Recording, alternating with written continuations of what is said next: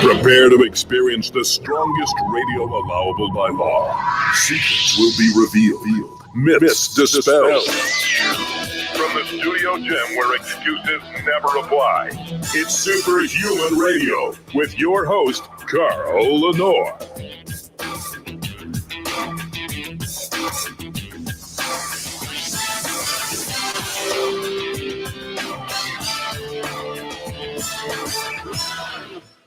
Hey, welcome back to another episode of Superhuman Radio. Today is Tuesday, and we have the BluePrint Power Hour. Coach Rob Regish will join me in a moment as my co-host but before we do that, we have to, of course, pay homage to our title sponsor, and that's Legendary Foods. The cake-style tasty pastries are taking the sports nutrition industry by storm. Less than 1 gram of sugar, 20 grams of high-quality protein. They taste like you're eating junk, but you're not. Go to shrnetwork.biz/legendary. Use the code SHR10. They have so many great flavors: blueberry, brown sugar, cinnamon, strawberry, Elisa's favorite, birthday cake.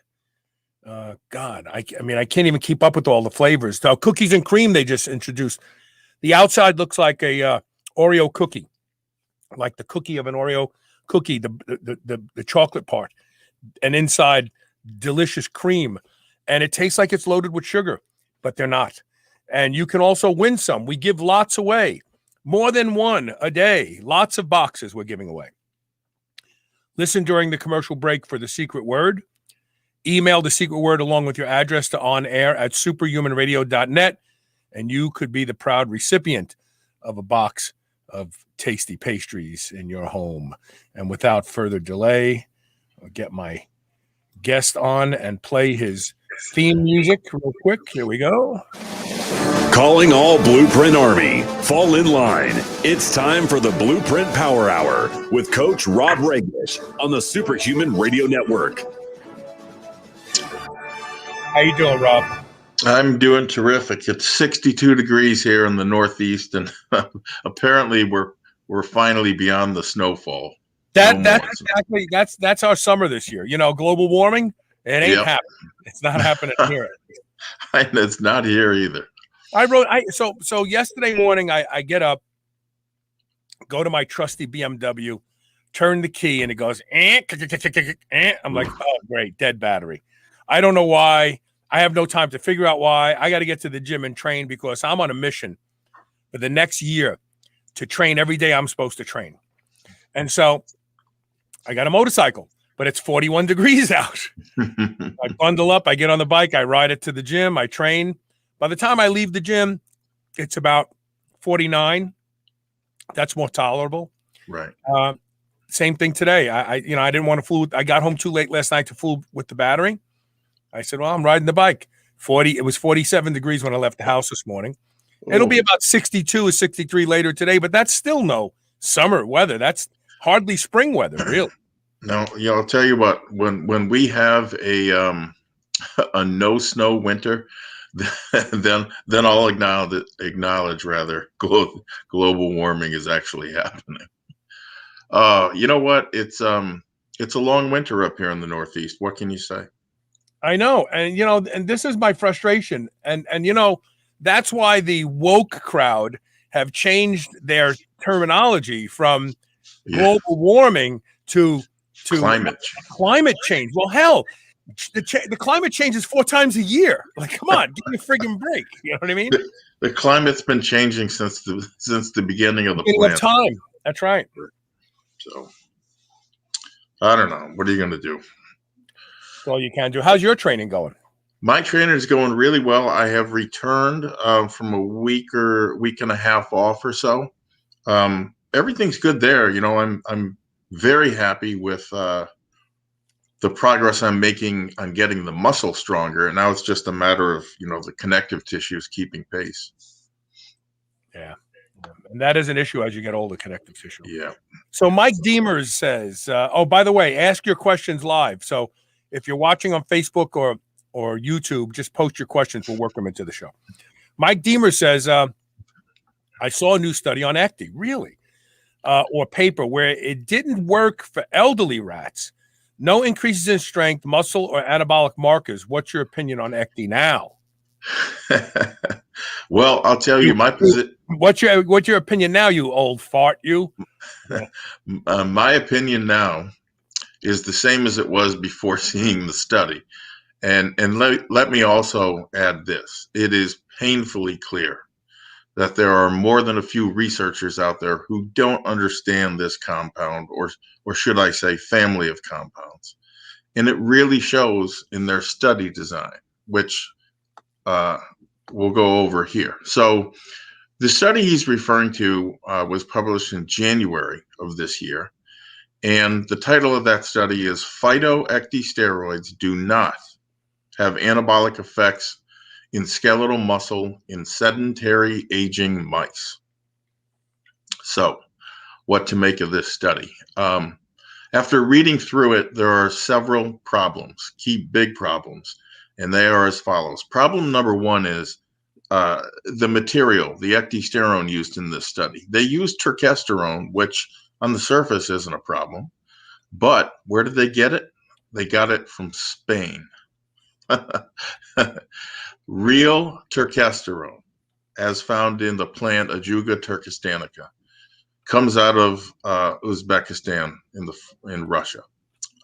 Specifically, the ICPS out there, Institute of Chemistry and Plant Sciences, certifies the turkesterone, has tested turkesterone from other places, such as China, such as India, and it doesn't have the same actives. Why? Well, different climate, different soil, In those other countries, it produces a plant with noticeably inferior spectrums, for example, of the active ingredients, of which there are many. I want to stop you here for a second. Yep. Because every single person in this audience knows of this phenomenon, and I can prove it. We all know that wine from Napa Valley tastes different than wine from Louisville, Kentucky. Why? It's the soil. It's the terrain. We know that wine from France tastes different from wine from Italy. Why? Because it's the soil, it's the terrain, it's the dirt. So when you buy plant based materials from the country where the research has been done that created the original platform for our interest in this product, and then you buy some other stuff from China or some other country, and you go, well, it didn't work. Well, of course it didn't work. Otherwise, we'd be getting the same money for bottles of wine from Indiana as we are from France. Right. It'd be great, wouldn't it? I can't believe people are shocked. Yeah. Well, I mean, okay, so that's problem number one. Problem number two is they did something very peculiar with that turkesterone. They standardized it for 20-hydroxyecdysterone only. I kind of extracted that and gave that to people by itself. And the best I can tell, they took the rest of what was left and tested that on another group of people. So it's very difficult to say, for example, even how much 20H or turkesterone they got out of it. Typically, turkesterone will test out at about 0.69% actual Turk, and the 20-hydroxy content comes out to be usually 1.3%. Because they didn't specify that, it's likely the total ecdysterone content in this Spanish turkesterone is quite inferior to the real stuff. So they gave 20H to one group. Another one got the rest of the ecdysterones, and I think there was another control group. Now, why on God's green earth you would do that is beyond me. It's another example, in my opinion, of the hand of man meddling in nature, because he thinks he knows what the actives are. In almost every respect in natural products, I think that's a big mistake. Problem number 3, the subjects performed no exercise whatsoever. Even the authors themselves, when discussing the results, came to this realization, saying the anabolic effect of phytoecdysteroids may be realized when the skeletal muscle is placed under a stress, such as skeletal muscle regeneration model reported by Toth et al. And then it cites a study back in 2008 that said it. So, what's going on here? Mother Nature offers no free lunch, right? And you see this in studies done on everything from ginsenosides to ecdysterone. Unlike anabolic agents, anabolic steroids, there is a fundamental requirement with these compounds for exercise to get the benefits of it. And that finding is entirely consistent, by the way, with what I've been saying for well over a decade.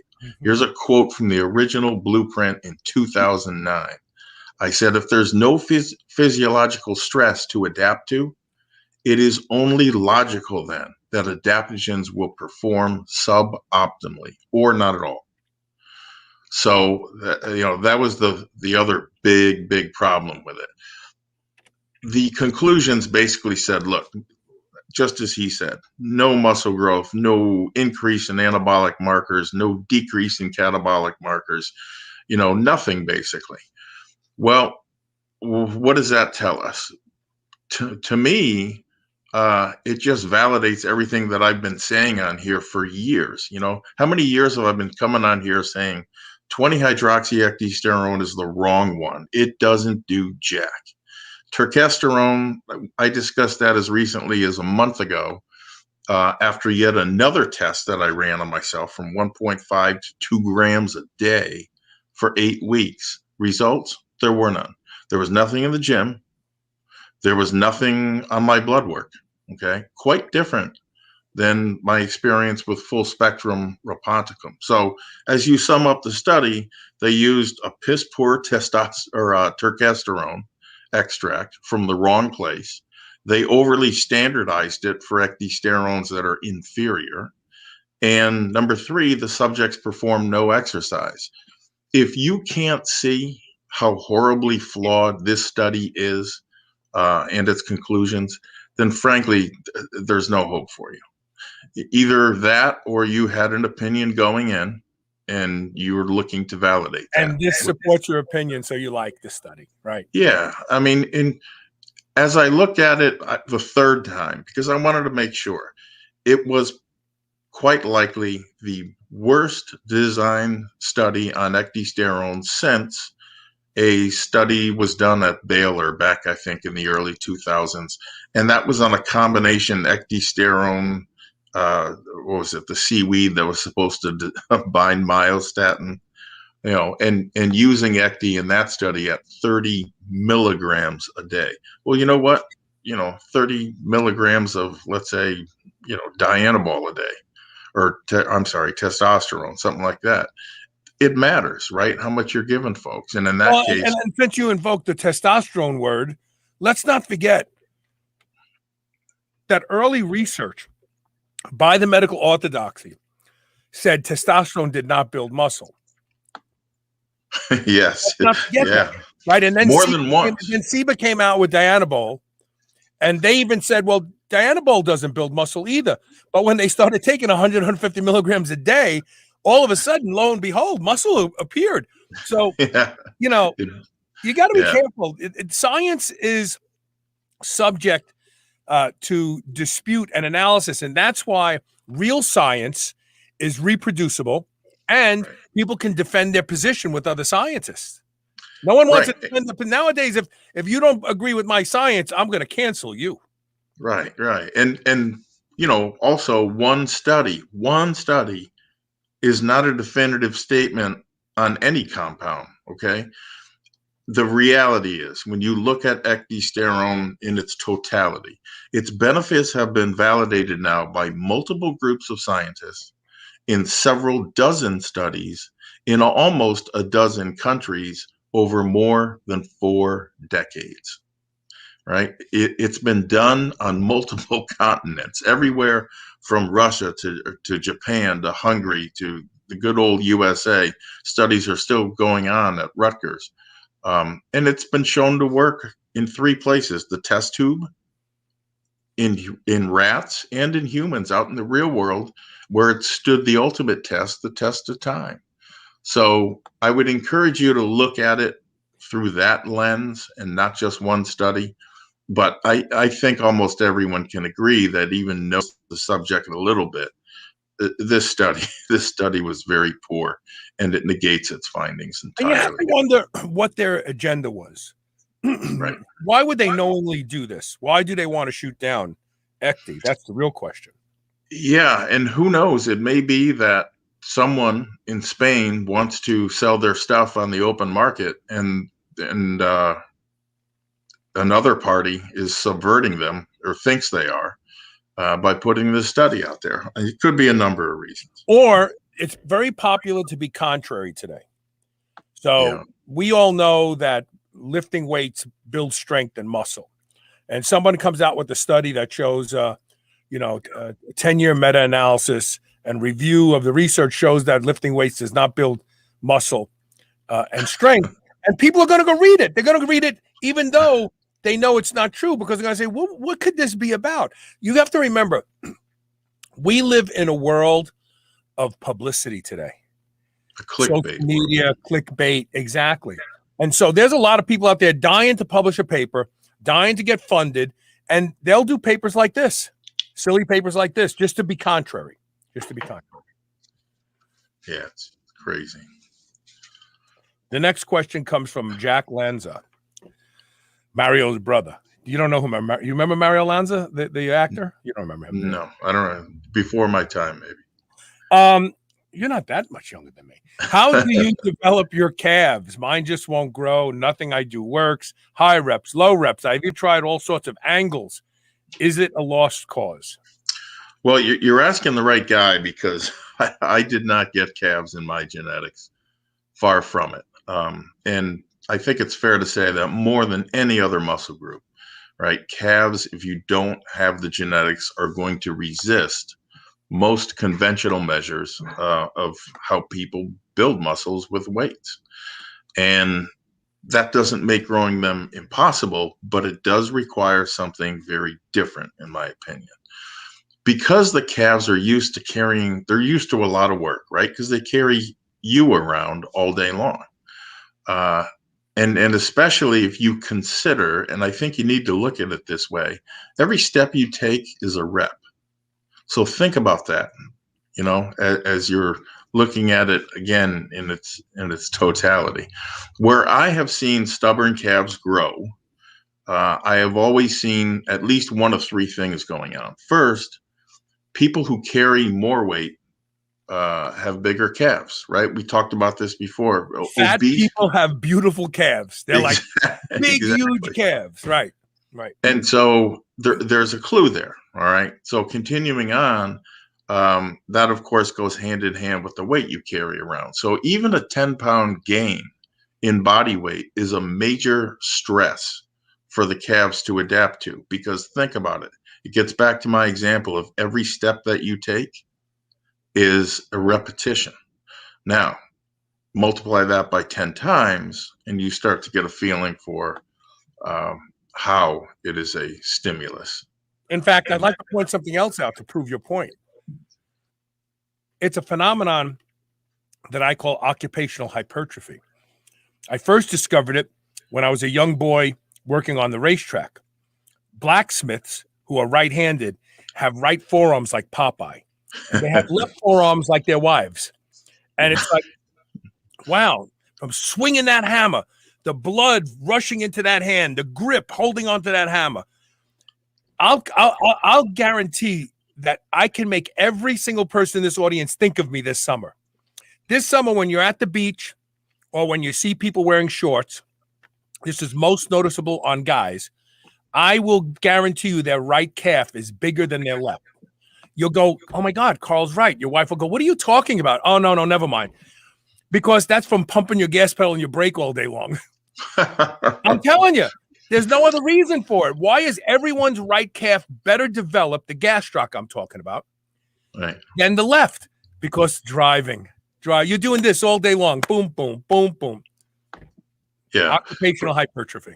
Probably so. Because I can't think of another instance where you're just using your right calf. But be that as it may, this even slight gain in body weight can add to growth of the calves. And so in that instance, I would recommend you wear a weight vest where possible and just wear it around during the day. Or, when you go to work and obviously you can't be wearing a weight vest, do what I did. Put a 10-pound weight in the small of your back. Presto, solved. It adds up, and it certainly adds up over the weeks, months, and years. I also recommend a pretty, that kind of drastic increase in functional reps. Look at long distance bikers. I've never seen a bad set of calves on those athletes. I wouldn't want the rest of their build, but as far as calves go, they've always got them, and usually in spades.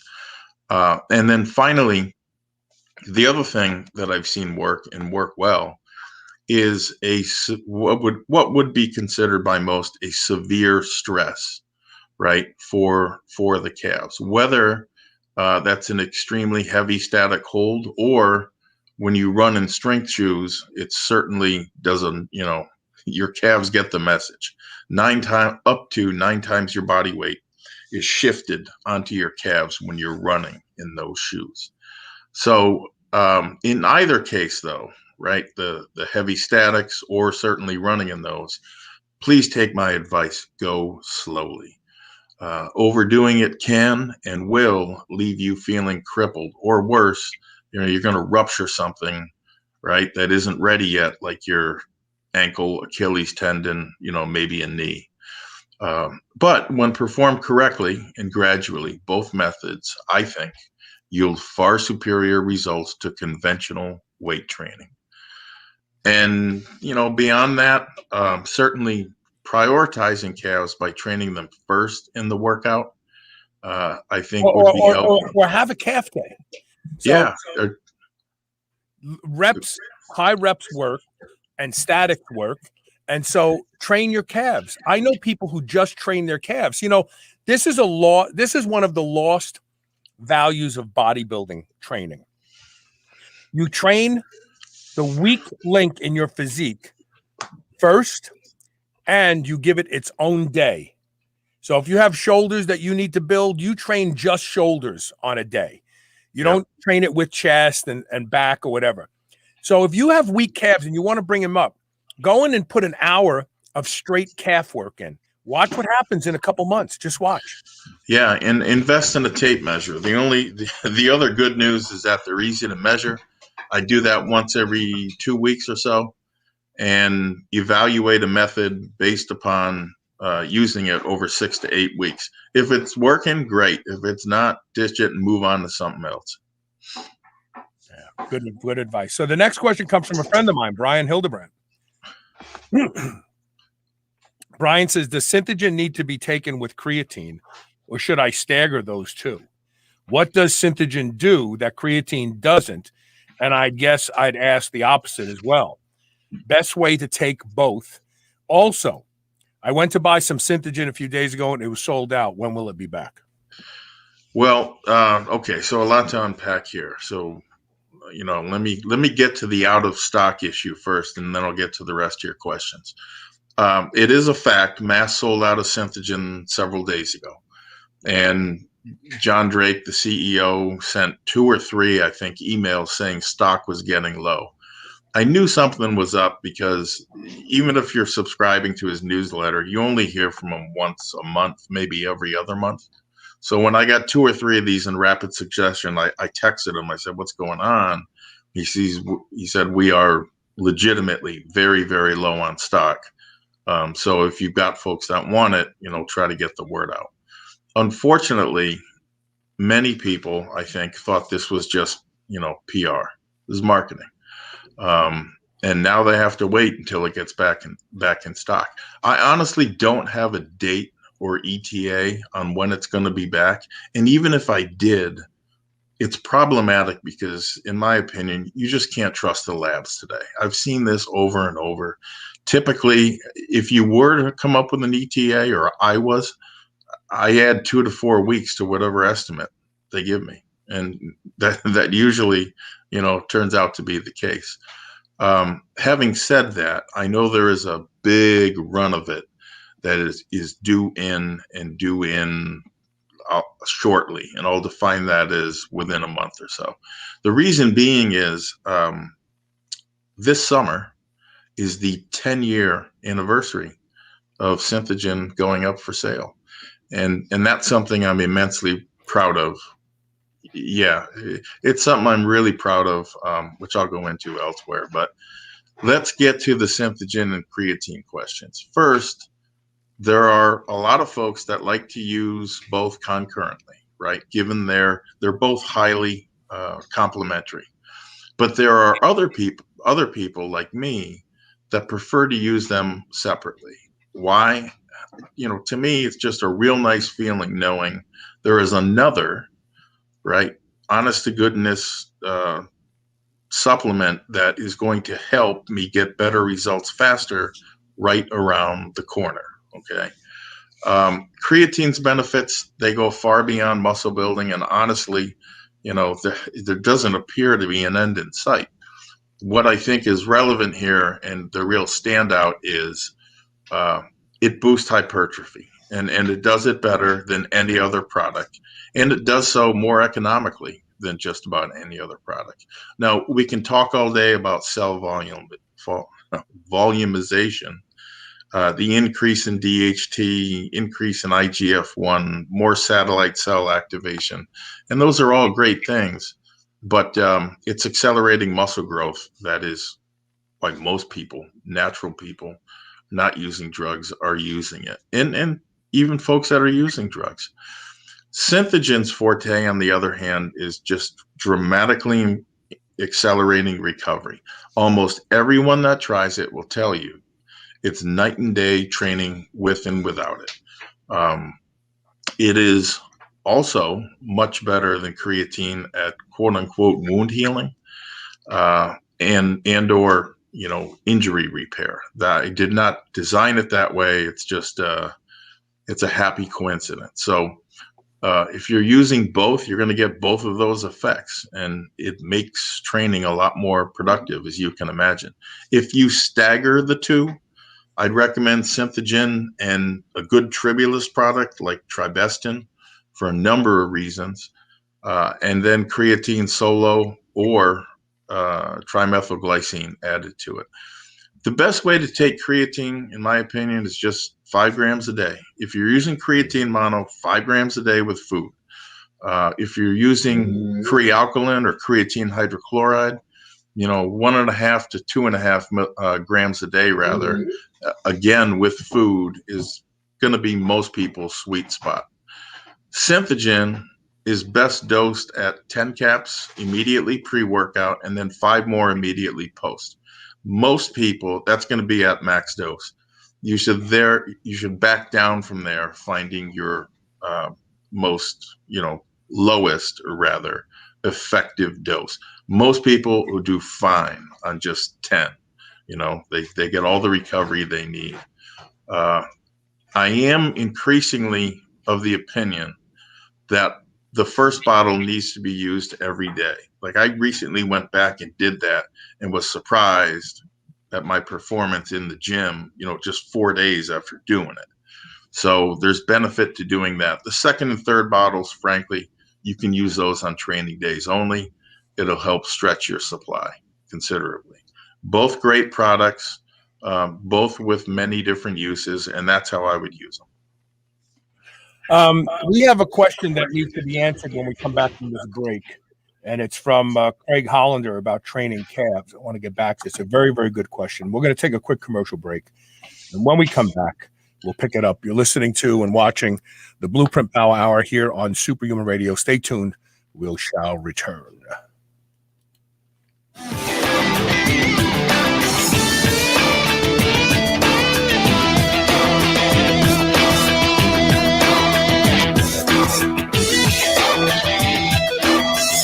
You've heard us talk about the power of copper peptides here on the show. Now try it yourself with RestoraCell's amazing new skincare line built on the power of blue copper peptides. All natural, organic, made in the USA, and safe for sensitive skin. Save 30% on their Stem Cell Awakening Serum. Go to shrnetwork.biz/RestoraCell. That's RestoraCell. And use code SHR to save 30% off. Remodel your skin today. Being superhuman means being conscientious about the choices we make. White Oak Pastures is superhuman when it comes to raising livestock. They're committed to animal welfare, land regeneration, and rural revival. They responsibly manage the entire process from the pasture to your doorstep. High quality, pasture raised, great tasting meat from a farm you can trust. Full nose to tail selections. They even have options for your pet. Go to shrnetwork.biz/white oak and use code SHR20 to save 20% off your entire first order. New Mass Pro Synthogen X2 just upped its own legendary game. To distance itself even further from the rest of the pack, Synthogen X2 now has double the key active ingredients. If you've ever wondered what steroid-like recovery feels like, Synthogen X2 delivers. See why others compare it favorably to powerful bodybuilding drugs at synthogen.com. Mass Pro Synthogen. When you train with it, you'll gain with it. Egg whites. Every day, there's a new wellness trend. Eat that, do this, avoid those. How do you know where to start or who to trust? Inside Tracker helps you cut through the noise by analyzing your blood, your DNA, your lifestyle, and your fitness tracker to provide you with a science-backed, trackable action plan on how to live, age, and perform better. Personalized, one-size-fits-one recommendations to help you optimize you. For a limited time, Inside Tracker is offering Superhuman Radio listeners 25% off the entire store. Go to shrnetwork.biz/inside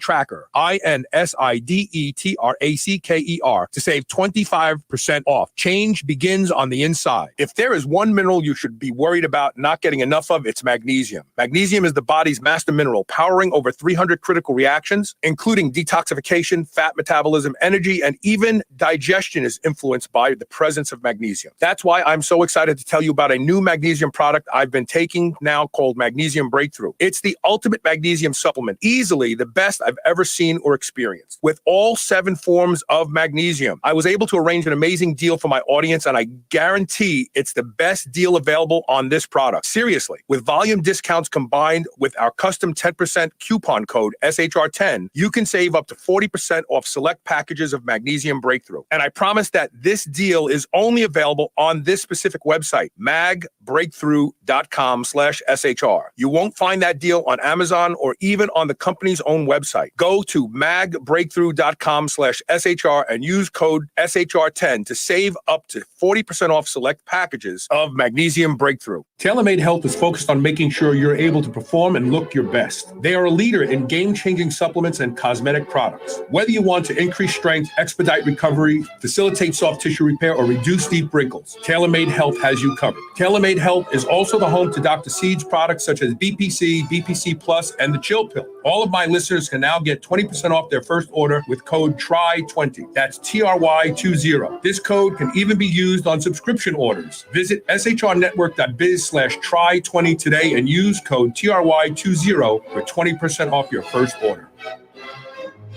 This is the Superhuman Channel, where brawn and brains finally meet.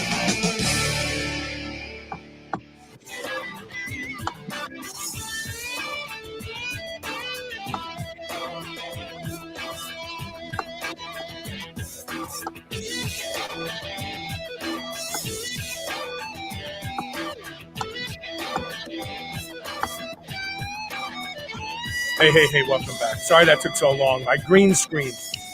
This green screen is crazy. I get it all dialed in before the show. I literally move 1 inch this way during a commercial break, and I become a ghost. And it's this thing. It never fails. Okay, we got lots of good questions. Let me do this first. This is really good. So this is from Craig Hollander. He says, why does the calf need a different approach than other muscles? And I'm going to tell you in short and very, very short sentences here. Because no muscle in your body gets the workload that your calves do. Not even your quads. Not even your quads. Your calves require heroic work to get them to change shape. Because they think about it, like Rob said, you're going up and down stairs all day. You're walking. You walk to your car. You walk in. You walk out. You reach. All day long, your calves are working harder than any other muscles in your body. If you really want them to grow, you got to get their friggin' attention. And you're not going to do it by, just doing 3 sets of 15 calf raises. I don't care if you have 400 pounds on your back. I would concur with every word of that. The muscles in your calves are not fundamentally different per se than muscle elsewhere. Well, they actually may be. They may be almost all exclusively fast twitch muscle fibers. Well, I think most people would identify as being mostly fast twitch, but be that as it may, it takes a different, more severe stress, in my opinion, to give them the message, wake up and grow. It's just how it is. Now, look at this. Dave Elliston, who I believe lives in Australia. I could be wrong. Maybe I'm wrong. If I'm wrong, I apologize. He started walking 90 minutes a day. This is a lot of walking.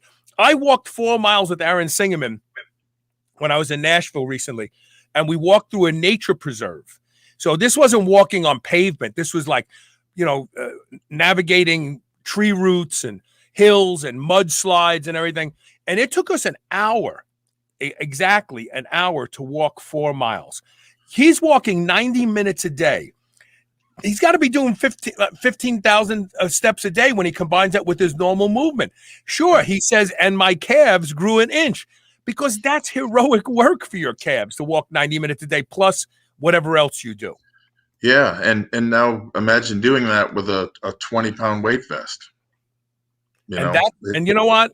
I'm going to do it. I have a weight vest, but I bought one that's too heavy. I got to order a lighter one. I got one that starts out at 40 pounds. And it's just a little bit too much for me to walk around the neighborhood with right now. Yeah, I bought my son a 60-pound one, and I wished I didn't, because, frankly, when you pick it up to put it on, your shoulders are put in a very precarious position, in my opinion. So we're very careful with how we do that. But yeah, weight vests, good investment. Just don't buy too heavy of a weight vest. Now, mine does go up to 80, but the vest has 40, and then it has another 40 pounds of weights that you could put in the slots. Yeah. But even I say 40 is too heavy, even for me. And I do heavy farmers walks, but I can drop the weights and stand still for a while. When you put that thing on you, it's bearing down on you when you're standing still as well. Let me get a couple more questions in here. So Bear says, and we're going to get to everybody's questions, I promise you. My coworker, who I currently am sitting next to, is a below the knee amputee, left leg. How can he rebuild and develop his leg strength and size again? I see it happening every day. There's a guy on Instagram called the One-Legged Monster. He's a vet. He lost his leg in the war. Young guy. He's probably in his 30s, maybe, let's say. But he has a prosthetic leg. He deadlifts, he squats, he does everything that you and I do with a regular functioning leg. I don't think there's any magic for people who are below the knee amputees except to start doing the work. Really. I mean, they can balance. They have one good leg, and if they have a prosthetic leg, they know how to walk on them. They know how to balance. They just need to start using weight and doing things like squats and deadlifts and leg presses. I mean, if you have if they don't have a prosthetic leg, I don't know how you can build the quads, because in order for the quads to be activated, the lever action below the knee has to occur. So I would say that they follow this guy, One-Legged Monster, on Instagram. See what he's doing. Really. Yeah, he could probably offer a lot more than we could. The only other thing I'd add is this. Let's look on the bright side. body weight stuff isn't going to be as difficult, right? Because it's going to be at least a couple pounds, I would imagine, of lower leg that's not there. And consequently, dips and everything else, chin-ups, become easier. And Aiden Ray's question fits nicely in here. Aiden Ray says, Vince the Guru Gironda was a big endorser of the Sissy Squat. Yes, I love the Sissy Squat. In fact, I bought a Sissy Squat platform for my home gym, and Elisa and I use it. And that's another thing that a below-the-knee amputee can use. Because don't forget, a below-the-knee amputee still has the knee, the joint, the fulcrum. So they're still going to activate the quads in a squatting movement. And the Sissy Squat is an amazing, easy-to-use platform that doesn't require any weight to truly activate quad muscles. So Aiden Ray's question, I love the Sissy Squat. I have one at home. I think that for someone who's a below-the-knee amputee, if they want to just use body weight, and again, this is all predicated on you having a reliable prosthetic device, something that's made to be a little bit higher performing than just the average, below the knee kind of, it looks okay leg. But yeah, Sissy Squat's a great place to start for that person. Yeah. Yep.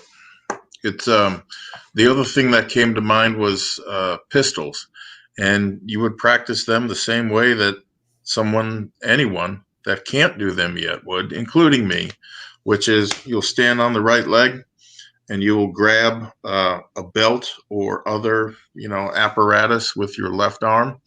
And what that allows you to do is two things. One, it helps you out of the bottom because you can pull on it a little bit.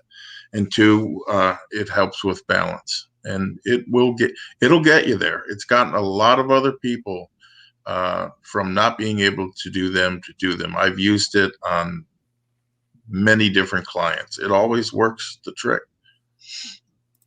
Okay, and then let's get a couple more of these live questions out of the way, and then we'll go back to the ones that were written in. The next one comes from Tommy D, big fan of the show. He wants to know your 2 cc's on bromontane optimal dosage. What is that, like bromontane? Bromontane? I was gonna ask us. You're the expert in that one. I don't even know what bromontane is. I vaguely remember the name, but I can't recall exactly what it is. Hold on a second. Let me just see if I can find it real quick. Yeah. I wonder if he meant 6-bromo. Like 6-oxo, 6-bromo? Yeah, maybe he does. Broman, TANE. Let's see what comes up. Well, it's a supplement. Bromontane sold under the name Ladestin, is a atypical psychostimulant and anxiolytic drug of the admentane family, related to admentine, memantine, which are used in Russia in the treatment of neurasthenia. I'm not sure what neurasthenia is. Although the effects of bromontane have been determined to be dependent on the dopaminergic and possibly serotonergic neurotransmitter system, its exact mechanism of action is unknown. I don't know. I'd be interested as to how that works. I might end up taking the plunge on that. Being captain of Fedrin, I'd like to make the comparison. Yeah, there you go. Yeah. The next question comes from Dean Paulson. He says, any thoughts on BPC 157 oral tablet and MK 677 for joint healing and osteoarthritis? I've had great results with both. I tend to like pinning BPC 157, but there's every reason to believe that it works orally as well. I noticed a big difference in my severe arthritis in my right elbow. And the first time I noticed that was with BPC and then subsequently MK. I can't tell you that I've taken both. I don't know that it'll work complementary, synergistically at all. That one's a little more difficult to answer. BPC 157, absolutely. Very, very good. Take a 0.5 milligram or 500 micrograms a day. Plan on taking it for a few weeks to resolve any old injury issues. Not a fan of MK677. Used it, got 2 bottles of it at home. Not a fan for a variety of reasons. All of the research, Merck was trying to create MK677 so that they could have an oral growth hormone secretagogue. It's a ghrelin agonist like GHRP6 and GHRP2. The problem with it is because they wanted to make it oral so people wouldn't have to inject, they were going to take the growth hormone industry by storm. Everyone would have been on growth hormone if this worked. It didn't work. Now, does it raise growth hormone? Yeah, initially for about the first 3 weeks. And then your growth hormone levels crash so bad that some of the elderly people in the original study had to quit because of the severe anxiety they developed. Because once growth hormone crashes, what little they were making, IGF-1 crashes, blood sugar management goes bonkers. Because remember, IGF-1 is helping insulin to do things with your blood sugar. And then all of a sudden IGF-1 drops out. And if you're really old and you don't produce enough insulin, all of a sudden your blood sugar goes all over the place. So those people had to cancel. The reason it's bad is because the pituitary was never designed to produce a large amount of growth hormone continuously. The pituitary pulses. It pulses every 1.5 to 3 hours a day. It pulses to produce growth hormone. MK677 does this to the pituitary. Bam. Pituitary gives up. It goes, wait a minute. I'm not built to produce this much growth hormone. And it starts to fail. There is even some evidence that in older people, it doesn't come back. This is the same way that they treat prostate cancer. The way they treat prostate cancer is they give long-acting gonadotropin releasing hormone analogs that turn the testes on, because the testes pulse too. If 6 a.m. in the morning, they pulse and then they just drop. When they drive the testes to keep producing testosterone, the guys who are on that prostate treatment, it's called androgen deprivation therapy, they feel great for about 2 weeks. They're like, oh, this is it? This is what everybody's complaining about? And then once the balls go, we're done. We can't make any more testosterone. You get the testosterone levels of an 11-year-old girl for the next 8 to 10 months. You get fat, insulin resistant, your heart starts malfunctioning. So when you take a drug that drives a gland that's designed to pulse and make it turn on and stay on all the time, it's going to hit the wall real hard. Not a fan of MK677. You're better off using GHRP 6 and growth hormone releasing hormone 1 through 29, 100 micrograms of each, and inject that 2-3 times a day. You'll get better results with the tissue healing that you're looking for, and you'll get real growth hormone production. And he says, thanks a lot. New to the show, just subscribe. Thank you so much for that. And yes, have you tried Delta 8 CBD yet? No, but I did have blood work on MK. I just wanted to add one thing. But Yeah, go sure. ahead. No, go ahead. Well, Add that. I was just going to say, I too have 2 bottles of MK677 here that I'm not using for another reason. You know, I put 10 pounds of water on, even at just 25 milligrams a day, Monday through Friday. I did have blood work done on that dose, and I did show IGF-1 levels that were a little bit above the top of the range. But because of the water, I just can't do it. And you know, what about it? Made me tired as hell. It didn't make me terribly so, but I could tell the difference Monday through Friday while I was using it versus weekends when I wasn't.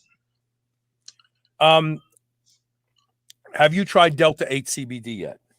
No, I have. No. We have a sponsor coming aboard very shortly. I'm so excited about. So Delta 8 THC, not Delta 9. Delta 9 THC is the one that's illegal, found in cannabis. Delta 8 THC, which is found in CBD, not cannabis, is a psychoactive component of CBD. It makes you feel you don't get as high as you do if you just smoked a ton of weed, but you definitely feel a great buzz. You sleep well. and it actually makes pain go away to a certain degree. And it's legal, so you're not breaking any laws. And we have gummies coming, edibles, 25 milligrams. Really, you just need half. You take half, you'll sleep good, you'll feel good. If you're going out on a Friday night or a Saturday night and you don't want to drink, you could take a whole one. You'll have a buzz. You'll feel great. I like it a lot, and I do use it. I use it periodically throughout the week when I think I'm not going to be able to sleep, or if I don't want to consume alcohol, but I want to, say, be socially lubricated because I'm going out. Yeah, I love it. I love it. I think it's great. And my only fear is so many people love it. When will the FDA come and try to stop us? Right. I'd like to try it too, for the record. Do they know if it shows up on a drug screen, like for work? Don't know. Yeah. Don't know. Well, I'm looking to see if there's any other questions we need to get up here. Okay, this is our buddy in South Africa, Andre. He says, hey, Coach and Carl, I've seen research showing that one shouldn't take creatine with caffeine, as the latter inhibits absorption of creatine. What is your view? my opinion is that it does not interfere with creatine so long as it's taken 6 to 8 hours away from it, and is taken in a dose that doesn't cause, obviously, a diuretic effect. The original studies versus the subsequent ones still disagree, right, with each other, whether it affects it or not.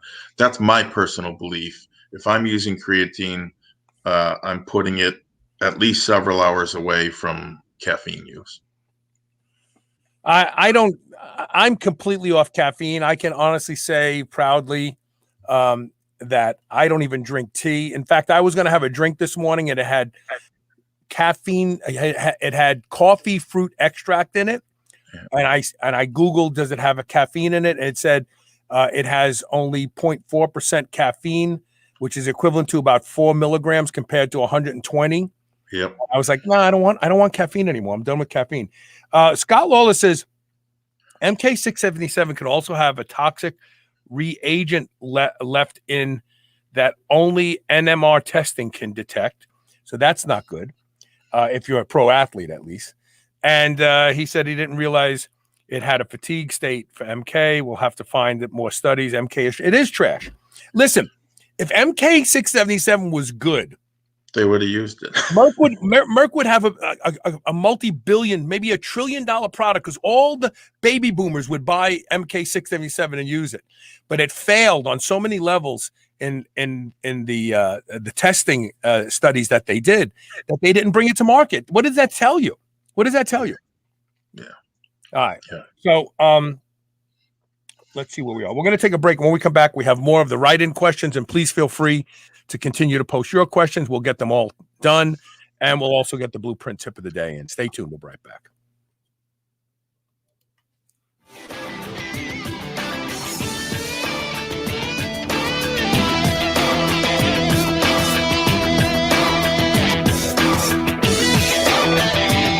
Remember those rectangular toasted pastries you used to love when you were a kid? Well, Legendary Foods has just made them better. The new cake-style tasty pastry is like nothing you've ever had before. With 20 grams of high-quality protein and less than 1 gram of sugar, you'll feel like you're cheating, but you're not. Go to shrnetwork.biz/legendary and use the code SHR10 to save 10% off your purchase of tasty pastries. Now available in cookies and cream, red velvet cake, birthday cake, blueberry, strawberry, brown sugar cinnamon, and hot fudge sundae. Go to shrnetwork.biz/legendary and use code SHR10 today. You've heard us talk about the power of copper peptides here on the show. Now try it yourself with Restoracell's amazing new skincare line built on the power of blue copper peptides. All natural, organic, made in the USA, and safe for sensitive skin. Save 30% on their stem cell awakening serum. Go to shrnetwork.biz/Restoracell. That's RESTORACELL. And and use code SHR to save 30% off. Remodel your skin today. TaylorMade Health is focused on making sure you're able to perform and look your best. They are a leader in game-changing supplements and cosmetic products. Whether you want to increase strength, expedite recovery, facilitate soft tissue repair, or reduce deep wrinkles, TaylorMade Health has you covered. TaylorMade Health is also the home to Dr. Seed's products such as BPC, BPC Plus, and the Chill Pill. All of my listeners can now get 20% off their first order with code TRY20. That's TRY20.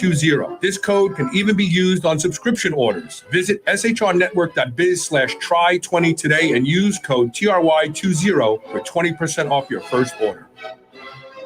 Egg whites. If there is one mineral you should be worried about not getting enough of, it's magnesium. Magnesium is the body's master mineral, powering over 300 critical reactions, including detoxification, fat metabolism, energy, and even digestion is influenced by the presence of magnesium. That's why I'm so excited to tell you about a new magnesium product I've been taking now called Magnesium Breakthrough. It's the ultimate magnesium supplement, easily the best I've ever seen or experienced. With all 7 forms of magnesium, I was able to arrange an amazing deal for my audience, and I guarantee it's the best deal available on this product. Seriously, with volume discounts combined with our custom 10% coupon code SHR10, you can save up to 40% off select packages of Magnesium Breakthrough. And I promise that this deal is only available on this specific website, magbreakthrough.com/SHR. You won't find that deal on Amazon or even on the company's own website. Go to magbreakthrough.com/SHR and use code SHR10 to save up to 40% off select packages of Magnesium Breakthrough. Whether your goal is to build muscle or burn fat, you'll find everything you need at Redcon One. Need help getting a good night's sleep? Try Fade Out, or the most popular pre-workout supplement on the market today, Total War. Sign up for their new Transformation Challenge and win $10,000, or shop for apparel that people at the gym will know that you are serious about your training. Need a testosterone booster that works? Check out Boomstick. Whatever you need, you'll find the best quality supplements on the market at Redcon One. Go to redcon1.com. That's REDCON1.com, or go to superhumanradio.net and click the Redcon One banner ad today. New Mass Pro Synthogen X2 just upped its own legendary game. To distance itself even further from the rest of the pack, Synthogen X2 now has double the key active ingredients. If you've ever wondered what steroid-like recovery feels like, Synthogen X2 delivers. See why others compare it favorably to powerful bodybuilding drugs at synthogen.com. Mass Pro Synthogen. When you train with it, you'll gain with it. You're listening to the Superhuman Channel. We're ripped and we're ready.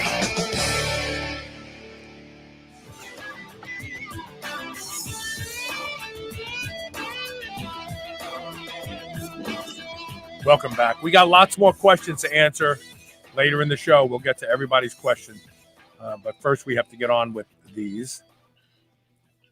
So Joe Lash says, in your opinion, what is the best thing to do in order to avoid injuries? I have a football scholarship and feel invincible right now, but realize nobody really is. Well, the first thing I'd tell you is to stop playing football, but that's obviously not an option here. Football is obviously a very, very physical sport, and we're getting a lot of new data, right, on things like CTE and TBI, so he's correct, or is smart rather, to be considering this now, right, before he has any one of these injuries. That being said, there really is no one thing, right, that's going to do it. Instead, I look at it as it's a collection of little things. So in no particular order, here they are. First, I would understand how to balance activity with recovery, and have planned blocks of downtime, let's say a week to 10 days off, and stick to it. Why? Because the simple fact of the matter is that many injuries, I would go so far as to say most, are overuse injuries, plain overuse. Especially when you're playing football in season, don't do, too much heavy powerlifting, right? Your friends might all be lifting 5 days a week. That's nice. But you're probably going to do better on 2 or 3, even at a young age, in your early 20s. Sure, there are some people that can get away with training, very, very frequently for long stretches of time. Eventually, it catches up with them for this reason. Carl and I were discussing this before. I can train my muscles to get bigger and stronger even at age 51. What I can't do is do the same for my connective tissue. So if you're young, yeah, you might be able to swing it, but it's going to catch up. Why not get right into a zone now where you have more recovery versus less? And that goes for psychological stressors too, right? Like if you're in college playing football, then you're probably studying hard to keep your grades up. You're studying the football playbook, and you're having ups and downs with one or more girlfriends, right? That is all going to contribute to it. Yeah. And all of that, plus the scatterbrained existence that we live today in this technological revolution, crushes your ability to focus and concentrate. And why is that important?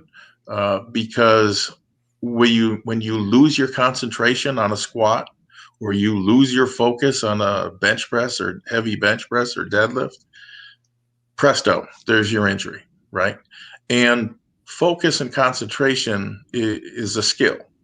And like any other skill, it gets better with practice. So, keep stress to a minimum and practice. As far as the focus and concentration thing goes, there's the candle drill, the dot inside the circle drill, or simply visualizing success either on the field or in the weight room. 10 minutes a day. Everybody can find 10 minutes a day. Ideally, right before you go to bed. That will, it'll also help you unwind. That's another benefit of it. Just focusing and concentrating on things, on one thing. What else can help you? A good chiropractor, in my opinion, can be gold, right? And if you're headed to Division I, I would be surprised if they don't already have one on staff. Maybe they have that down to the D3 level now. I don't know. Find a good chiro, make friends with them. Listening to your body is huge, right? So young or old, your body's going to give you little warning signs that things just aren't right. You're going to notice a disinclination to train. Probably that's one of the first things. Oh boy, we got to go to the gym again. It's Thursday, it's leg day, 5 sets of 5. Once your brain starts sending those kind of signals, overtraining has already set in. It may not be, too detrimental yet, but that, in my experience, is the first sign. So those are the subjective signs. On the objective side, one thing that everybody can benefit from is knowing your waking morning pulse rate. Get a baseline over 7 days and just take it every day before you get out of bed, right? And now our phones and wristwatches do this for us now, or at least you can rig something up, even the old-fashioned way with a wristwatch. Before you get out of bed, take how many beats per minute, take that measurement, do it 3 times and take an average. Once you've done that for 7 days, come up with that figure and divide by 7, there's your average. Periodically after that, you want to measure it, right? Once or twice, or once every 3rd or 4th day, once it reaches, here's the threshold. Once that measurement is 8 beats or more above baseline, you're definitely overtraining and it's time to take some time off, or at the very least, deload. And then finally, I would tell you decision making. You need to make good, smart decisions.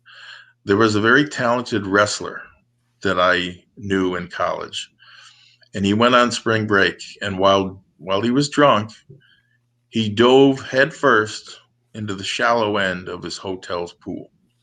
You can probably figure out how the rest of that story went. And it's a sad story, but it was all as a result of making, a poor decision. Train hard, but train smart. Live your life on the so-called straight edge, free of alcohol, drugs, again, things that can result in bad decisions. Live ethically. Don't let bad things creep inside you.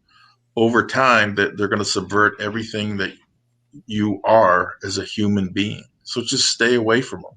And does that have something to do with injuries? It absolutely does. Those things creep inside of you. It increases your propensity to get an injury. And never forget this. An ounce of prevention, is worth a pound of cure. Truer words were never spoken, in my opinion. So, tend to prevention rather than acute treatment of symptoms, which by that time it's usually too late. I would add two things to it. So if you're in college and you're playing football, then chances are your coach is setting the tempo that the team trains at. They're telling you got to be at practice tomorrow morning, and you got a lot of late night studying and all this other stuff. And so you may not have control over the tempo of your training, but you do have control over how much you eat. 2 good studies now show there's no such thing as overtraining. It's only undereating. If you're eating enough, you'll never be overtrained. That's the God's honest truth. This is why people like Michael Phelps, everybody, whenever I say Michael Phelps, yeah, but he ate junk. It doesn't matter. He ate 5,000 to 8,000 calories a day. He swam all day. He was never overtrained. Why? Because he ate. So you have control over what you eat. Eat good quality foods, potatoes, steak, chicken, fish. Make sure to get your fish, your salmon, your omega-3s, because you're asking about TBI and stuff like that. If you're thinking about TBI and CTE, your brain needs those omega-3s to rebuild tissue. Number 2, your school's not going to pay for this, but I'm telling you, if you do this, you'll stay out of harm's way. Before you start playing, go in and get your labs done. Testosterone, estradiol, make sure it's a high sensitivity estradiol that is more appropriate for men than women. Progesterone, DHEA, get a good male hormone lab done, because testosterone protects the brain from injury in men. If you get your bell rung and your testosterone is starting to get lower and lower, you're not going to have the protection. That's why all these guys, they come out of the NFL, they're all getting on hormone replacement therapy now. They're getting, oh my God, I'm not delusional anymore. I feel better. I'm not talking crazy. I feel better, because what happens is it's a vicious cycle. You get your bell rung and now your hormones start to drop. Yeah. Your hormones start to drop, and when you get your bell rung, there's more damage done. So if you go in and you get labs done now and you go, wow, look at that. My testosterone is 780 and my DHEA is 382, and you have something now to go to.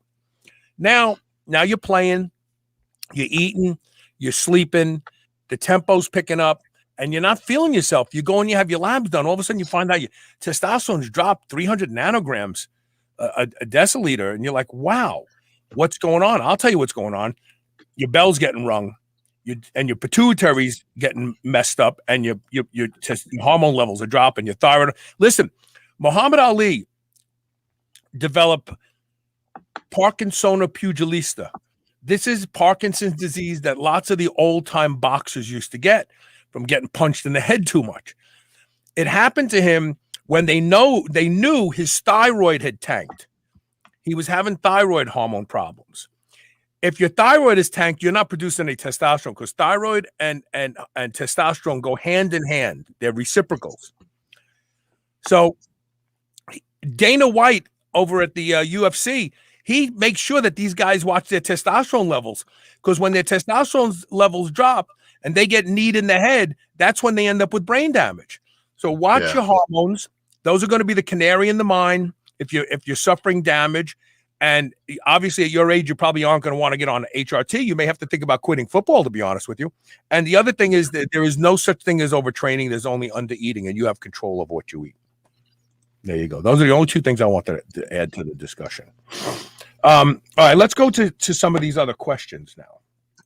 We have lots of them. Let's see. The last one was the Delta 8. Yeah, Aiden Ray wants to know, speaking of creatine, prices going up as of recent, which brand are you using most often? Bulk Subs, EFX, Optimum Nutrition. What do you think? Well, first I had a question: how much could it possibly be going up? I haven't looked at prices, but fuel prices are affecting everything. Even if there wasn't a lack of production during COVID, everything's going up because of the cost of gasoline. Yeah, if you're using creatine mono, the stuff from I think it's ALBU in Germany. I don't know if they're still using the CreaPure name. CreaPure, yeah, still there. And so that's what I would use there. Crealkaline, obviously, Dr. Galini EFX's products. They've always been more expensive. However, they allow you to use far less and still get the same benefits. And then finally, creatine hydrochloride is a compound that I use in Progenadrex. And there, I'm not aware that there's a branded name that's preferred. I get my stuff in Progenadrex, so I can't really give you a brand name there. But those are the three types of creatine that I would use. And even if monohydrate doubles, before you could get a kilo of micronized stuff for about $20 if you shop around. Right, now it's 40, right? Yeah, I mean, even if it's 40 or 60, it's still going to last you forever, and it's a good deal. Stuff works.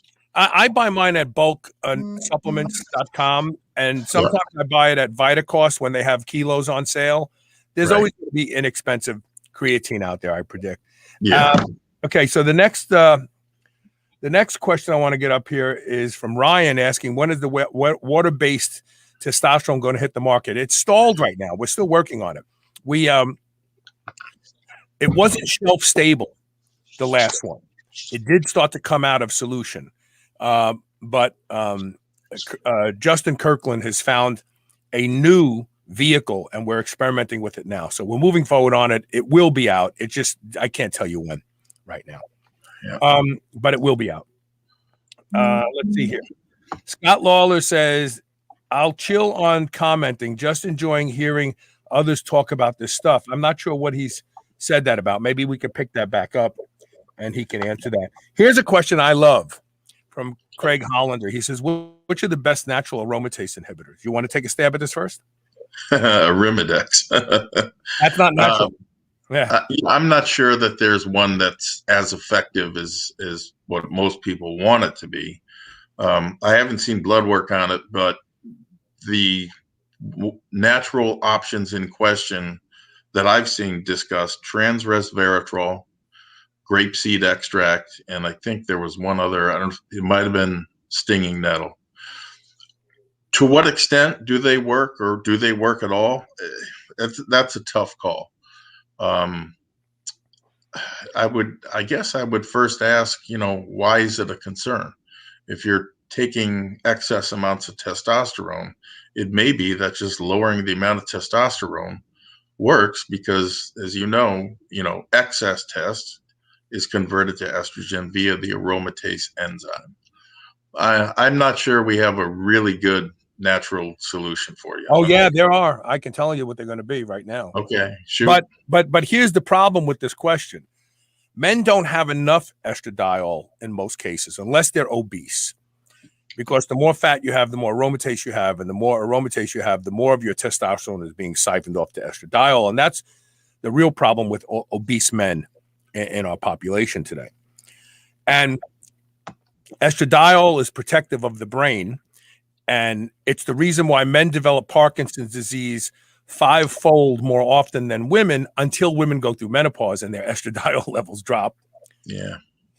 So I would only use natural aromatase inhibitors. And here's why I say this.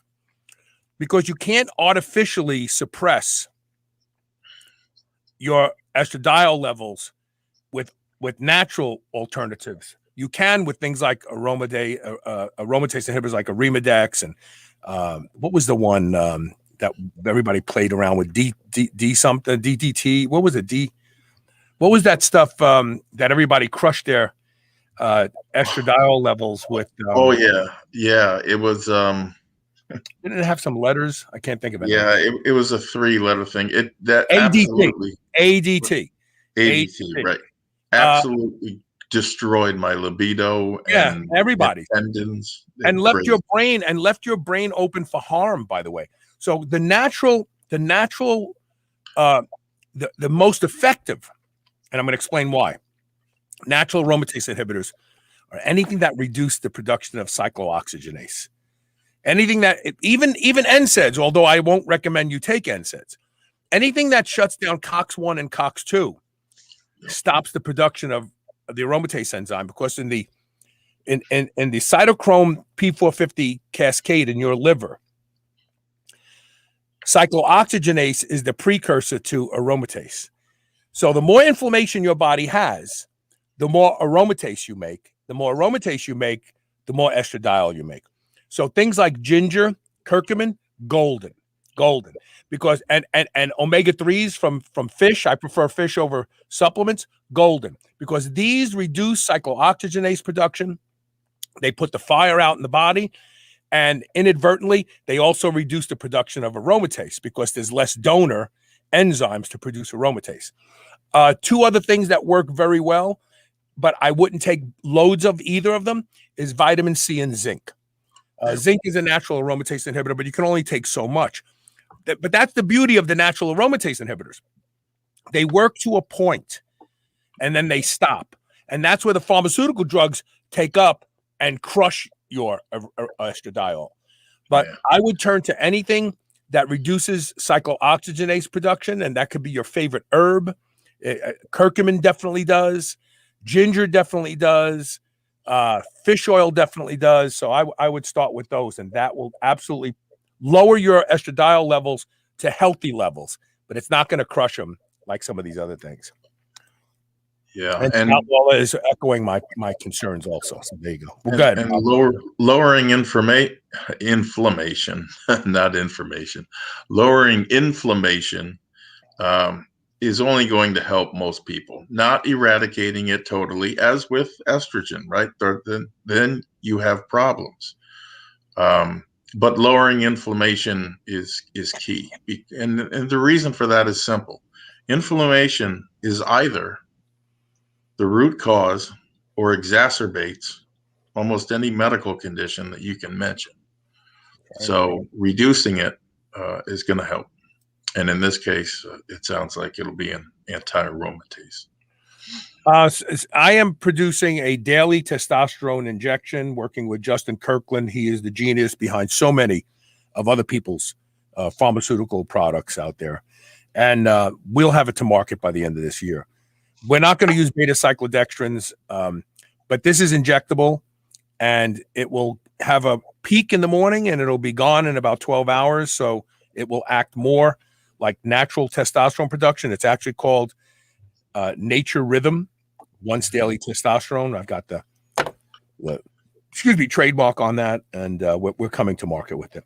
Any stance on suicide versus non-suicide inhibitors? I got myself into trouble with androstenedione back in the day. You can tie up enough aromatase quickly with the suicide inhibitor that what ends up happening, and Dr. Mauro Di Pasquale is the one that actually helped me figure this out. Earlier, I talked about long-acting gonadotropin releasing hormones crushing your testosterone levels. Well, using high levels of suicide inhibitors, which bind up aromatase indefinitely, actually makes your body produce more and more and more testosterone until it can't produce any more testosterone. If you're using them by themselves, if you're using them in conjunction with high doses of testosterone, I wouldn't use them unless you verified that you're a high aromatizer. I am not a high aromatizer. In 2000 through 2012, 2013, I was doing 2 grams of test a week, a gram of Deca, 600 milligrams of Tren Nth, handful of orals here and there, and I didn't need an aromatase inhibitor at all. My estradiol levels never went over 80. I mean, it was just ridiculous. I am not a high aromatizer, but I'm a high 5-alpha reducer.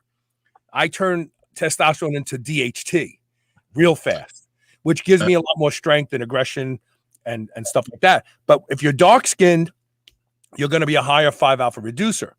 If you're fair skinned, you may be a higher aromatizer. But I don't like any aromatase inhibitor unless you are absolutely sure, not just by labs, but by symptoms. Are you getting puffy nipples? Are you moody? Do you feel something is wrong? And even then, I've only ever experimented with a 0.5 milligram every 3rd day of anastrozole. A 0.5 milligram every 3rd day. So just a total of 1 milligram a week. But it made my estradiol levels so low because then they were never high to begin with, and I just stopped. Yeah, and left unsaid is, the way it crushes lipids too, right? Oh yeah, it totally screws up your cholesterol levels. Yeah. Yeah. Yeah. Well, sex drive, by the way. What? Yeah, no, not on 2 grams of test a week. Well, no, but ADT will certainly do it. Yeah, that stuff was horrible. What about Boswellia? You think that's a powerful anti-inflammatory? Yeah, well, I think it's one of the more efficacious, I guess I'll call it, anti-inflammatory. So, Boswellia, curcumin, ginger, as you said, all of those things are going to help. With respect to suicide inhibitors, I never fooled around with them because I recall reading something about, and I'm not sure if this was 6-oxo or something else, irreversible. They used the word irreversible suicide inhibitor, something. And I just looked at that and said, you know what? If I take something and if I screw up with it, I don't want it to be irreversible. So I never touched those products. Yeah. Unless AET is considered. Last question, and I love it. I've actually done shows about this. John Pages is asking, does HRT allow the body to take in more protein than normally suggested per meal? Some say more than 20 grams is wasted. Is this true on HRT? It's not even true if you're not on HRT. It's complete bullshit. Somewhere along the line, people were looking at the protein synthetic response of protein. So protein synthesis from a protein meal. And some study on rodents showed that feeding them more than 20 grams, or maybe it was on humans, 20 grams did not increase the signaling to build more muscle. So that became, well, anything more than 20 grams per sitting is wasted. It's not wasted. It goes into amino acid pools. Proteins are broken down into amino acids and used for a plethora of functions in your body. Yeah, a whole lot more than growing muscle. The stupidest statement that keeps going around and around, John, is that anything more than 20 grams is wasted. And the idea that you can't take it in unless you are shitting out whole pieces of undigested chicken and pork and tuna, it's being digested and used. And I'm sorry to be so vulgar, but I have to be honest with you. And John, this is not directed to you. It's directed to the bro science mill out there that keeps this idiotic statement circulating. You use proteins to make glucose, for Christ's sake. You use amino acids as part of a syntax of proteins that are made. Growth hormone, 191 amino acids. BPC, it's amino acids. Everything's amino acids. So, yes, you can eat. I eat 60 grams of protein per meal. I've been doing this for years now, and I'm doing great. And I'm 63 this year. And what does HRT add to the discussion? HRT increases the protein synthetic response from the protein you're eating. So you'll get a better anabolic response from your proteins. But you can eat as much protein as you want, as much as you can digest, as much as you feel comfortable with or without HRT. And the more protein you eat, the older you get, the better off you're going to be, because the more muscle you keep on this carcass, the longer you're going to live. That's the important thing. You said it. You took the words right out of my mouth. Doctors know it, and people should know it. There is a strong correlation between the amount of lean body mass that you have and mortality, life or death. And one of the best ways to do that is ingesting lots of protein. And also, to your point, proteins and amino acids are used for so many things other than just growing muscles. And I have to give Justin Kirkland props. He's not only the person behind Dr. Seed's BPC pills, but he's also behind the DHHB. And it's very sad. People stole Justin Kirkland's thunder because they didn't come forth and say Justin Kirkland made this. So they acted like it was their invention, and they allowed that lie to perpetuate, kind of like the 20 grams of protein is the most that you can eat. Justin Kirkland is a genius, and he's behind more products than you could ever imagine coming out of compounding pharmacies, everything from pellets that compounding pharmacies sell for HRT to some really radical compounds. But he is, I am so happy that I'm working with him on this project, because I wouldn't trust anybody else to do it. And I am openly saying he's the brains behind it. Now, I've contributed a lot, and he will tell you that. I've planted some ideas in his head that made him search and go, oh yeah, we can do this. But the guy is brilliant. Yes, he's behind the BPC pills. He's behind the DHHB. He's behind everything that TaylorMade / Dr. Seed's brand puts out. It's him. He's the genius. And by the way, you can buy BPC 157 from Peptide Sciences and just squirt it in your mouth and have the same result as buying the BPC pills, just for the record. A lot of people don't realize that. You don't have to buy the pills if you don't want to pin. You can buy the pinnable stuff and squirt it in your mouth and just swallow your saliva. Okay. We have to take a break, and now we have the BluePrint tip of the day. Stick around. Don't forget, listen during the commercial break and see if you hear the secret word. We'll be right back.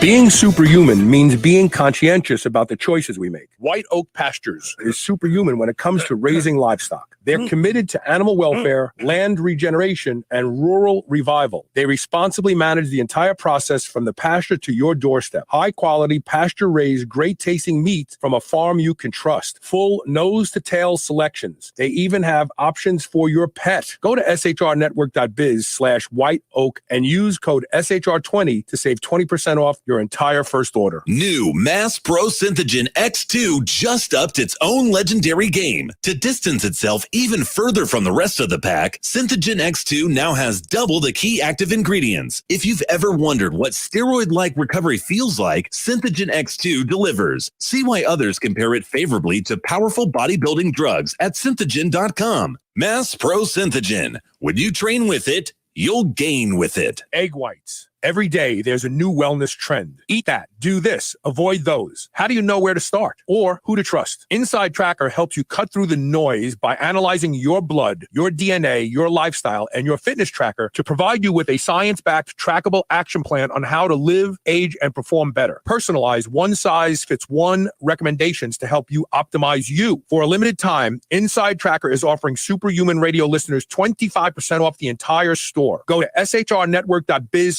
Inside Tracker, INSIDETRACKER, to save 25% off. Change begins on the inside. Remember those rectangular toaster pastries you used to love when you were a kid? Well, Legendary Foods has just made them better. The new cake-style tasty pastry is like nothing you've ever had before. With 20 grams of high-quality protein and less than 1 gram of sugar, you'll feel like you're cheating, but you're not. Go to shrnetwork.biz/legendary and use the code SHR10 to save 10% off your purchase of tasty pastries. Now available in cookies and cream, red velvet cake, birthday cake, blueberry, strawberry, brown sugar cinnamon, and hot fudge sundae. Go to shrnetwork.biz/legendary and use code SHR10 today. If there is one mineral you should be worried about not getting enough of, it's magnesium. Magnesium is the body's master mineral, powering over 300 critical reactions, including detoxification, fat metabolism, energy, and even digestion is influenced by the presence of magnesium. That's why I'm so excited to tell you about a new magnesium product I've been taking now called Magnesium Breakthrough. It's the ultimate magnesium supplement, easily the best I've ever seen or experienced. With all 7 forms of magnesium, I was able to arrange an amazing deal for my audience, and I guarantee it's the best deal available on this product. Seriously, with volume discounts combined with our custom 10% coupon code SHR10, you can save up to 40% off select packages of Magnesium Breakthrough. And I promise that this deal is only available on this specific website, magbreakthrough.com/SHR. You won't find that deal on Amazon or even on the company's own website. Go to magbreakthrough.com/SHR and use code SHR10 to save up to 40% off select packages of Magnesium Breakthrough. TaylorMade Health is focused on making sure you're able to perform and look your best. They are a leader in game-changing supplements and cosmetic products. Whether you want to increase strength, expedite recovery, facilitate soft tissue repair, or reduce deep wrinkles, TaylorMade Health has you covered. TaylorMade Health is also the home to Dr. Seed's products such as BPC, BPC Plus, and the Chill Pill. All of my listeners can now get 20% off their first order with code TRY20. That's TRY20. This code can even be used on subscription orders. Visit shrnetwork.biz/try20 today and use code TRY20 for 20% off your first order. You're listening to the Superhuman Channel. Don't hate us because we feel good.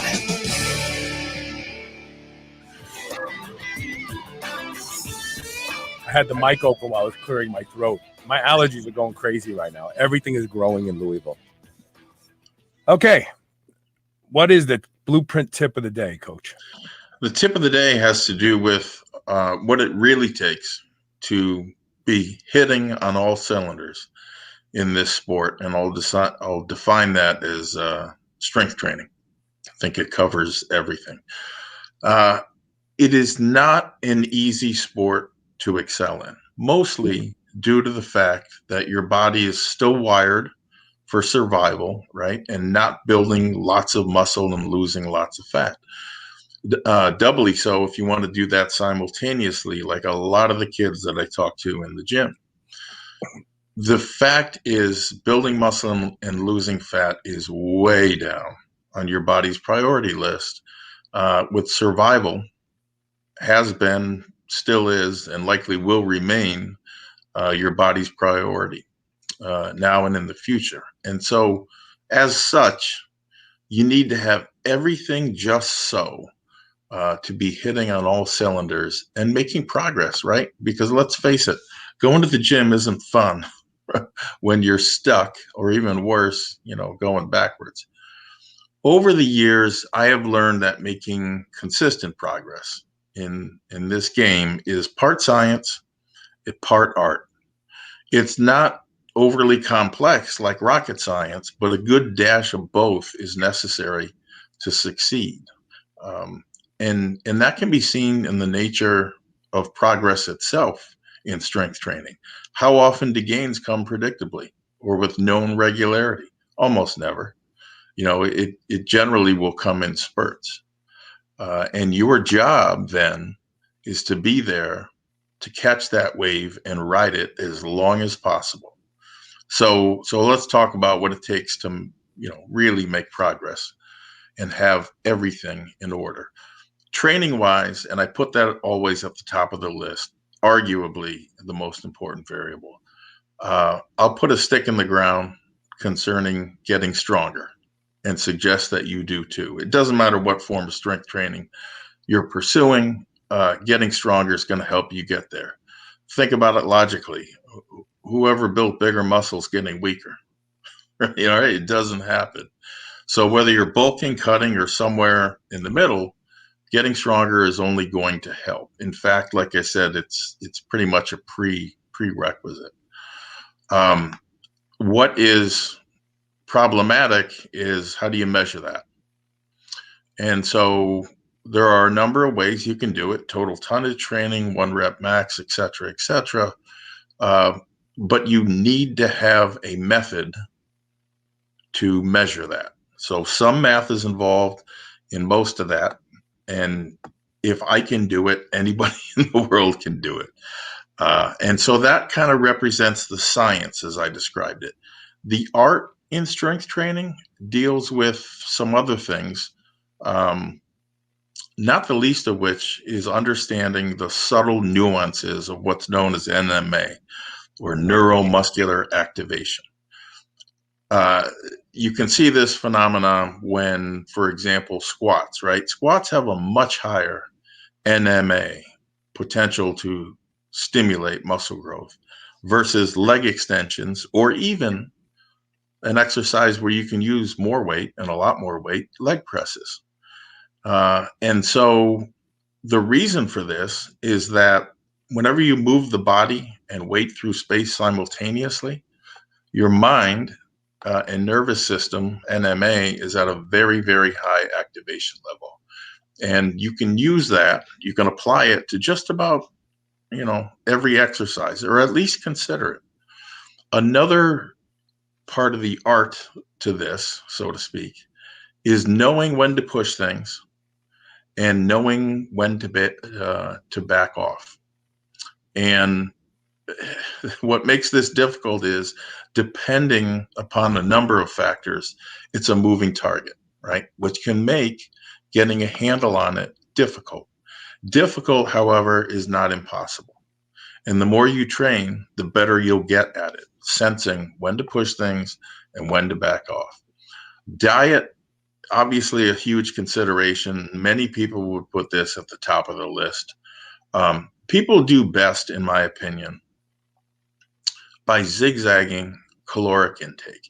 And so that's true whether you're bulking up, cutting down, or recomping. Different macros can also be used for different goals. You can even, your meal patterning, everything from intermittent fasting to 6 small meals a day, all of those other particulars matter. But zigzagging calories is the framework within which all of those other approaches are amplified, in my opinion. So, like training, consistency is the key. It won't work if you do it for a day, a few days, or haphazardly over longer periods of time. It takes weeks, months, or even years of zigzagging calories to know what works best for you. The old Metrex, when it came in pouches in the box, used to have a little training and diet book. And the most valuable part of that, in my opinion, was a table which showed you, based upon your weight, roughly what your maintenance calories are for the day, what 70% of that is, and what 120% is. And consequently, you could use that information to achieve your goals faster and more consistently. Next, we get to sleep. Almost everybody's boogeyman, so to speak. Individual needs for sleep vary, but generally speaking, most people that are strength training need between 7 and 9 hours of consistent sleep to make optimal progress. Keywords there: consistent and optimal. Problem is, if you are an ectomorph and you're already not set up to gain muscle easily, if you throw in just 1 or 2 late nights a week, and especially if you add alcohol, it can ruin whatever progress that you were hoping to make. Here's the short answer: do whatever you need to do to get a good night's sleep, but do not take prescription sleeping pills. Benzos and Ambien are at the top of the list for big no-nos. benzos are dementia in a bottle. You will not be, if you take enough of them long enough, you won't be able to remember where you parked your car when you went grocery shopping. And as far as Ambien goes, read the studies, look at the data. It increases cancer risk, even if you're taking it, for a week out of the year, dramatic increase in cancer. I want to mention something about benzos.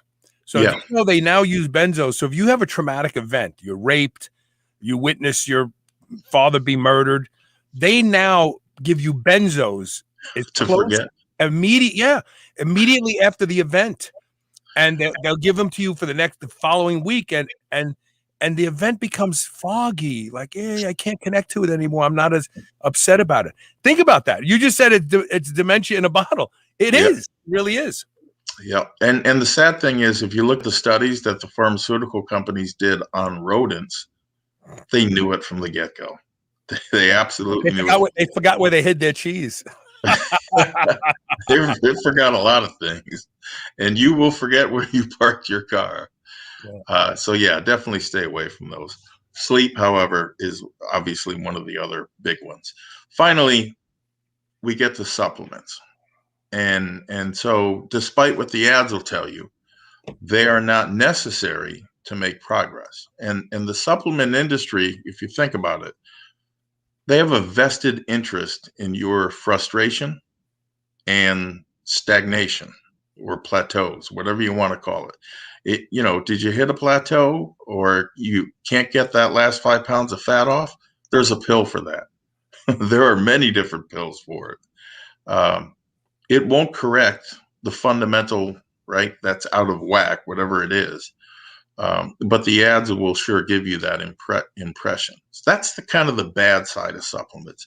On the other hand, certain supplements can certainly make things easier. So for example, it's a lot easier to hit your protein intake for the day, particularly anything above 1 gram per pound, with protein powder, right? Versus whole foods. You're going to be doing a lot of chewing on a lot of meat and a lot of chicken. And that's not fun, at least in the longer term. Other supplements can dramatically increase your recovery. We discussed it before, and that allows you to train more frequently, right? Productively anyway, which leads to faster progress. Or there are supplements that temporarily increase your training intensity that allow you to lift a little bit more during every workout. So you could think of those as indirect anabolics. You use those supplements for the same reason that we send text today instead of smoke signals, because we're willing to use technology to achieve our goals, right? Faster and more efficiently. So different than what many people will tell you. On one side, they'll say supplements aren't necessary and they're a complete waste, which isn't entirely true. And on the other hand, they'll say these supplements can, correct whatever problem it is that you have. And that isn't true. However, they can be very useful in helping you achieve certain targets, like I said before, protein intake for the day. So in summary, you need to get all of that right, or at least most of it. And you need to do it week in, week out, in order to make meaningful progress. And so again, since survival is number one on your body's priority list, and not bodybuilding, certainly, it requires a certain lifestyle, right? Which involves a hell of a lot of elbow grease, discipline, sacrifice, whatever else you know what I'm saying. And without that, your chances of success in this game are about as likely as bumping into Louis Simmons and Planet Fitness. It's just not going to happen. So I hope I've given you some insight as to what's needed to make progress. I would tell you to get motivated, get educated, and get going, because the demands are great. It doesn't happen overnight, but I will tell you this too. The rewards are even greater, especially when you're hitting on all cylinders. Yeah, and be patient. Like you said, it doesn't happen overnight. People's expectations. I was thinking about this morning on the way here. Yeah, my expectations are by this time next year to reach a certain goal.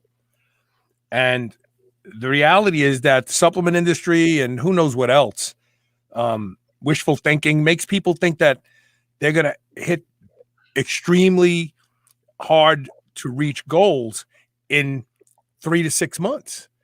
And the reality is you just have to do it until you're done. right. You know, don't even put a time frame. Just say, I what I want to do, and I'm going to do this until I get there. If it takes 3 years, it takes a year, whatever it takes, I'm going to do it.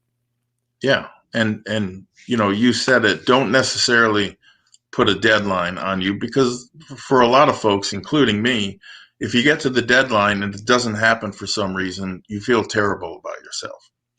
So, you know, be realistic. One of my long-term goals, Carl and I discussed this before we got on air.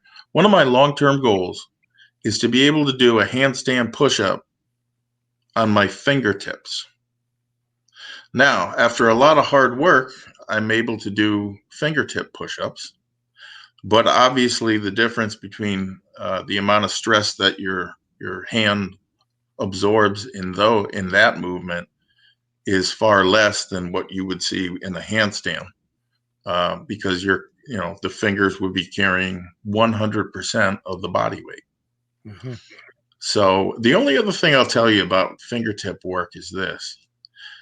It more or less forces you to use very, very good form. And, you know, you can't rush the tempo. It's going to be slower going down and even pushing up, at least in the beginning. And so for me, that was an eye opener. And, you know, and all things considered, it's really helped me. And the day is coming where I will be able to do a handstand push-up on my fingertips. However, it's not going to be today. It's not going to be tomorrow. It's not going to be anytime soon. But I'm going to keep hammering away at it until I get it. And when I do, I'll post a video of it. There you go. Yeah. Thanks to everybody who participated in today's show. Don't forget, if you heard the secret word, email it along with your mailing address to onair@superhumanradio.net. Ron Penna, the most generous man in the world, has allowed me to give away as many boxes as I want. So it's up to you. If you want a box, just send an email. And thank you for all the wonderful questions. Those of you who show up and participate make this show so much more than it would be with just Rob and I. And I really appreciate all the questions. And if I sound like I'm angry sometimes, it's just me. I'm angry because you are. I'm really pissed off. I just don't know what. No, but I feel bad about the way I answered the question about the 20 grams of protein. It's just that this keeps coming around over and over again.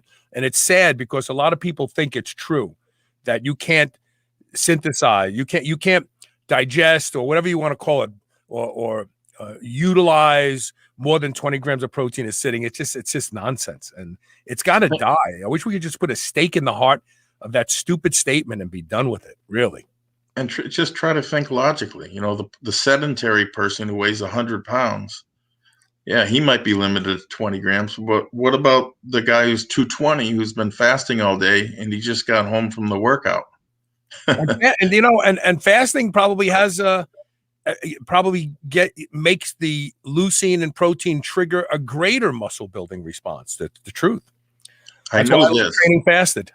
Yeah, I know this. At the very least, it makes it more efficient, which is to say, you'll hang on to more muscle with you can hang on to as much muscle with about half the amount of protein as you can eating frequently. That's my experience. I'm pretty sure Joel Green and I did a show about that myth, about the 20 grams of protein, if you search the archives. All right, look, thanks for being here. Thanks for participating. Coach Rob, thank you for being here. We'll see everybody tomorrow with more Superhuman Radio. Stay strong. Great. Thank you.